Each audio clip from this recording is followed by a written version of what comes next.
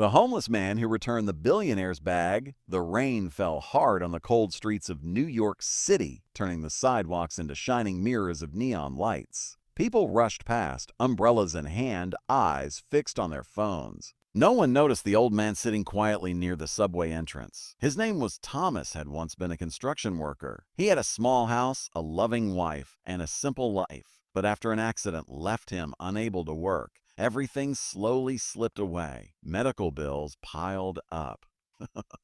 His wife passed away, and within a few years, Thomas found himself alone and homeless. Still, he held on to one thing, his honesty. Every morning, Thomas woke up before sunrise. He folded his thin blanket carefully and greeted the security guard nearby with a polite nod.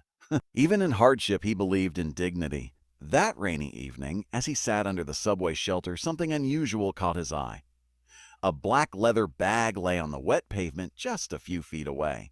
At first, he thought someone would return for it. But minutes passed. Then more people walked by, stepping around the bag without noticing. Curious, Thomas slowly stood up. His knees ached, but he shuffled toward the bag and picked it up. It felt heavy, very heavy. He looked around. No one claimed it.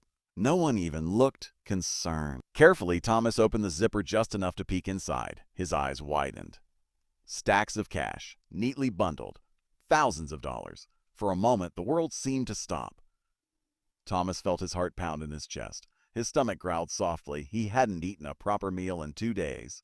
With that money, he could rent a room, buy warm clothes, start a new life. No more sleeping on cold sidewalks. No more hunger. No more loneliness. The thought lingered in his mind. But then another memory surfaced, his wife's gentle voice from years ago. Doing the right thing isn't always easy, Thomas, but it's always worth it.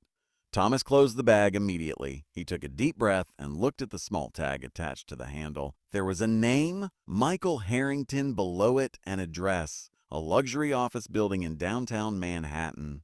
Oh. Thomas hesitated. The building was nearly 3 miles away. The rain was getting heavier.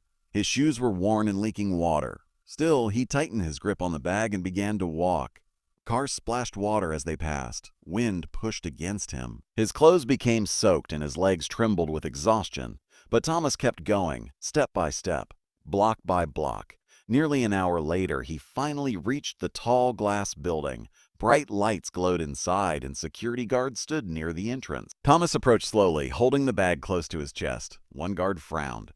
Sir, this is a private building." Thomas spoke politely. "I think someone here lost this."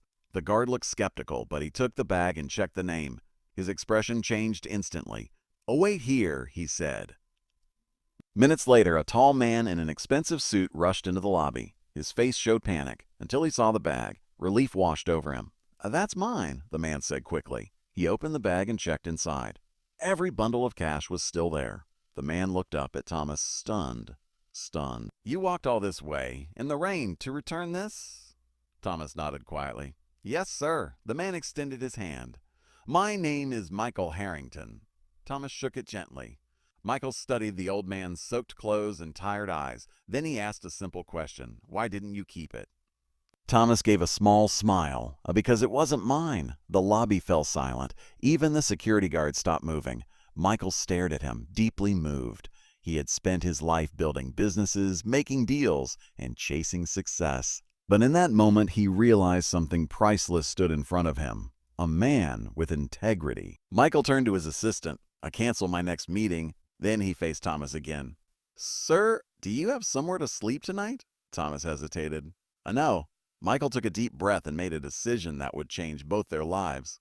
"You do now." That night, Thomas stayed in a warm hotel room for the first time in years, but the story didn't end there. The next morning, Michael invited Thomas to his office. Instead of offering charity, he offered something better, a job. Not out of pity, but out of respect. Thomas began working as a building supervisor, using the skills he had learned during his construction days. Within months, he saved enough money to rent a small apartment. For the first time in years, he had a home again. And every time someone asked Michael why he trusted a homeless man with responsibility, he gave the same answer. Because character is worth more than money."